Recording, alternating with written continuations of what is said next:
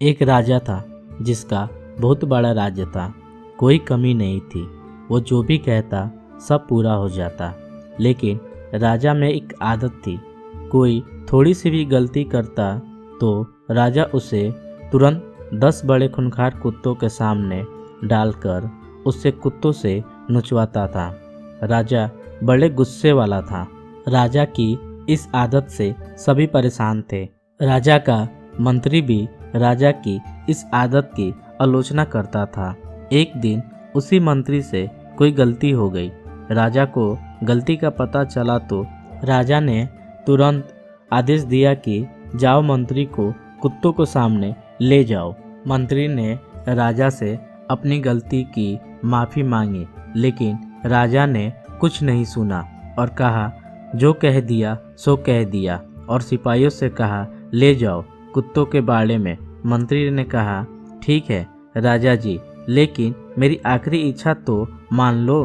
राजा ने कहा ठीक है, बताओ अपनी आखिरी इच्छा। मंत्री ने कहा मुझे 10 दिन की मोहलत दे दीजिए बस। राजा ने कहा ठीक है, बस 10 दिन की मोहलत दे देता हूँ, लेकिन 11वें दिन सजा जरूर मिलेगी। मंत्री 10 दिन तक राजा के पास नहीं आया और 11वें दिन राजा के सामने पेश हो गया। राजा ने मंत्री को देखा और सिपाहियों से कहा जो सजा रखी थी मंत्री के लिए उसे पूरी की जाए। सिपाही मंत्री को कुत्तों के बाड़े में लेकर गए। कुत्तों को भी खोल दिया गया, लेकिन कुत्ते मंत्री पर प्रहार करने के बजाय मंत्री से प्यार से पेश आ रहे थे।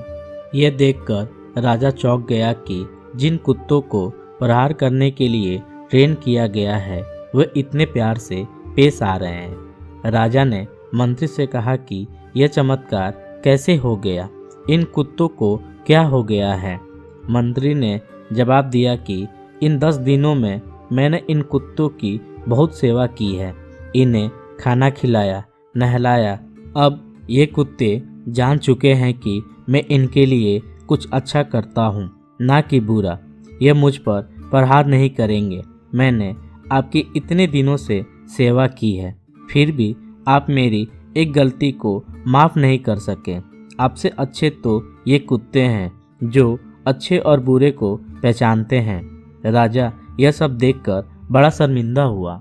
तो मेरे प्यारे दोस्तों, हमें इस कहानी से यह सीख मिलती है कि हमें हमेशा सोच समझकर फैसले लेने चाहिए।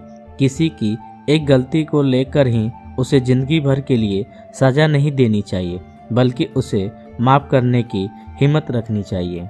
और ऐसी रोमांचक कहानी सुनने के लिए आप हमारे चैनल को लाइक कीजिए, सब्सक्राइब कीजिए।